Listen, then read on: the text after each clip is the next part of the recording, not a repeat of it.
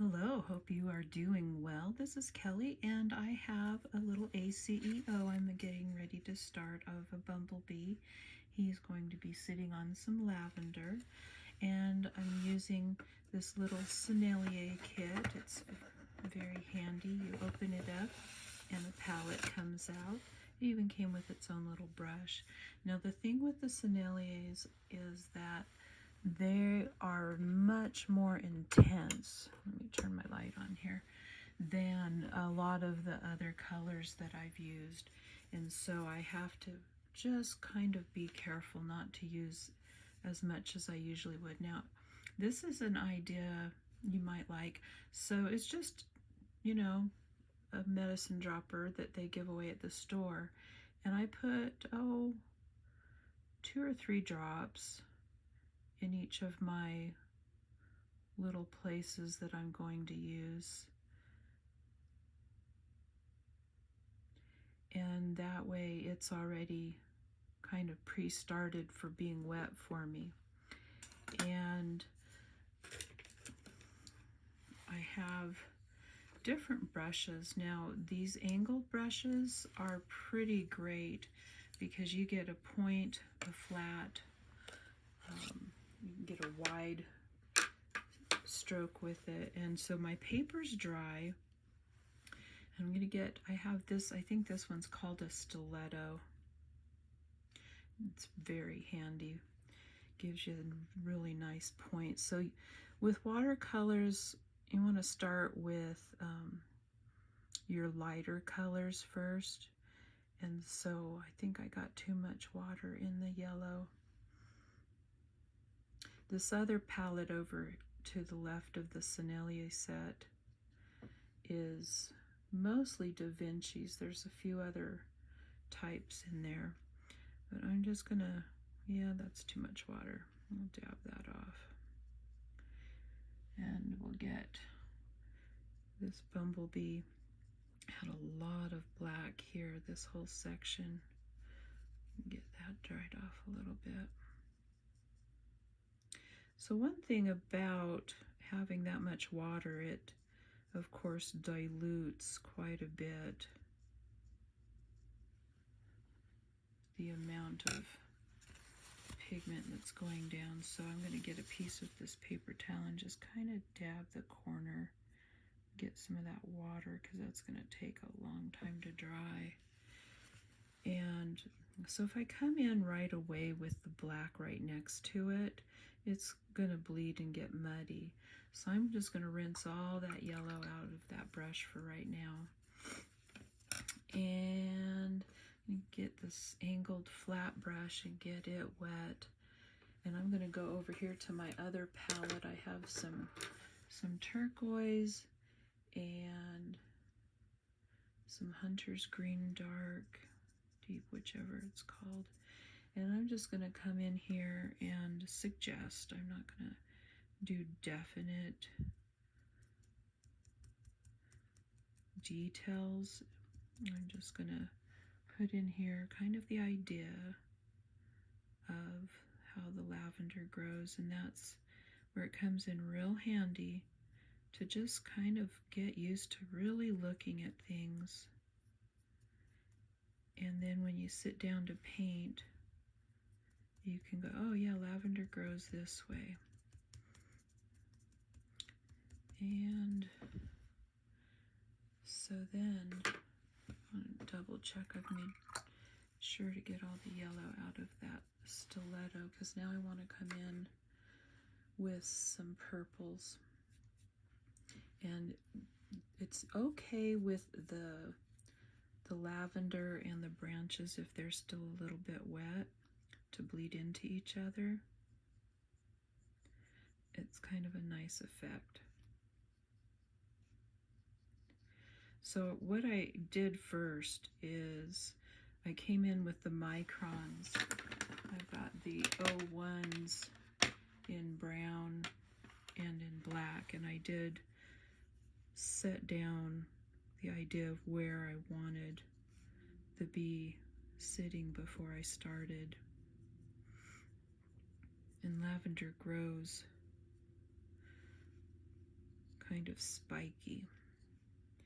And I'm not, again, I'm not trying to do real fine detail. I am just setting in the idea, suggesting, if you will. Get a little bit more purple. So as you're farther away, if you want it to recede, use a more washed out or bluer tone. And if you want it to be up close and more detailed, you come in with a little darker color. And so if you do that all over, it'll just look flat.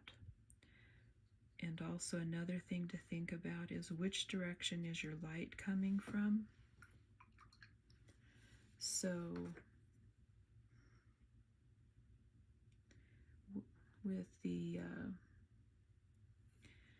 I'm going to say the light's coming from the left.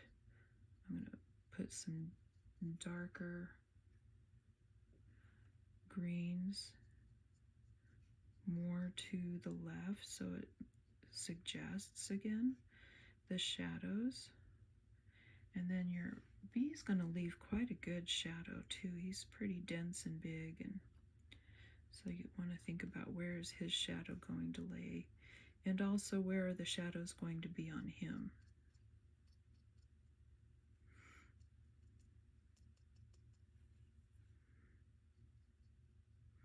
And I can come in a little bit of an outline to where the wings are going to be and his body, and that might be a little intense. Now, one thing to remember too with watercolors is they dry lighter.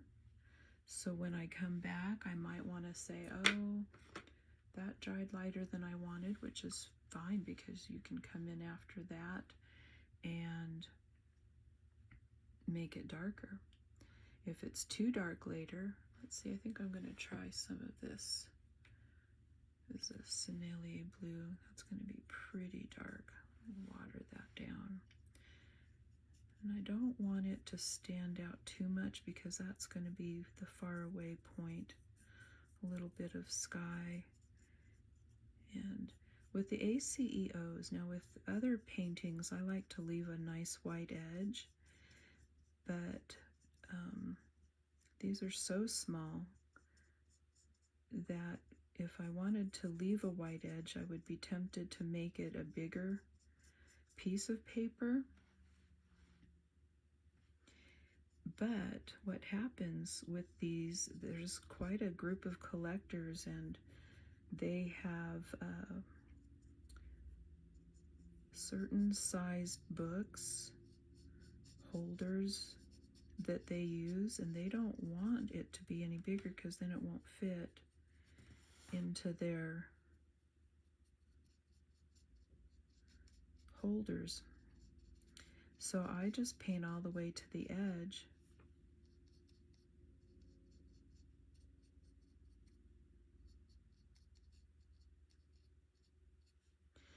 And you don't want to leave it looking like an outline. You want to kind of vary it a little bit, and don't just leave a hard edge if you can help it.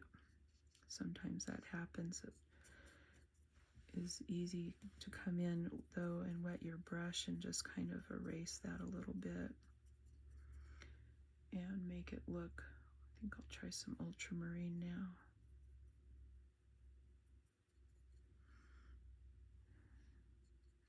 It's also nice to leave the corners a little darker, the edges a little darker. It kind of is self-framing that way.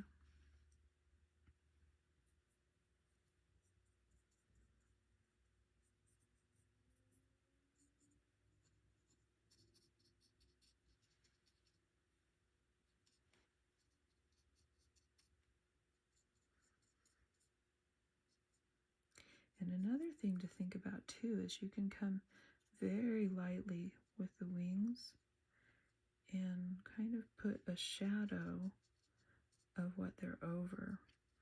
Gives it a little dimension.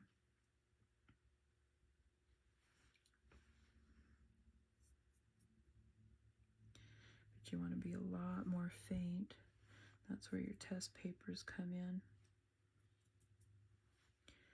Make sure you're not going in too dark right there. So if it is dark like that is, you can use it in another spot until it isn't quite as dark. And then that can come in and be a bit of a shadow of the plant on the other side of those wings. Okay, now I want to come in with the black. Do a test, make sure that's, yeah, that looks good. You can use Payne's Gray. Oh, that's pretty dark. So this Sennelier set, it came with a black, which I don't usually use.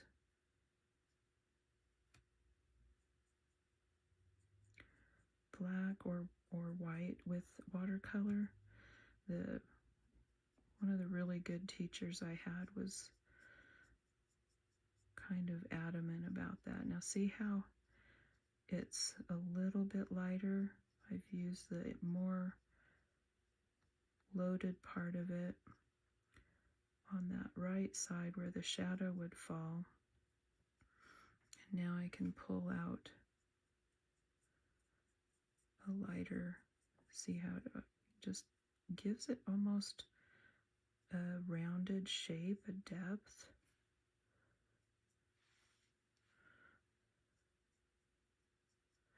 And if you ever look really close at these bees, they're kind of furry.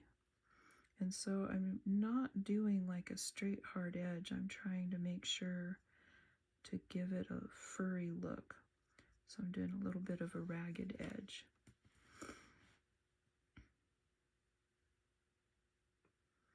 And so I think I'll come back later when it's dry and reinforce the antenna and some of the wing details. And other than that, I think a few touches and it should be about ready to go. I hope you enjoyed it. Thank you for watching. Bless.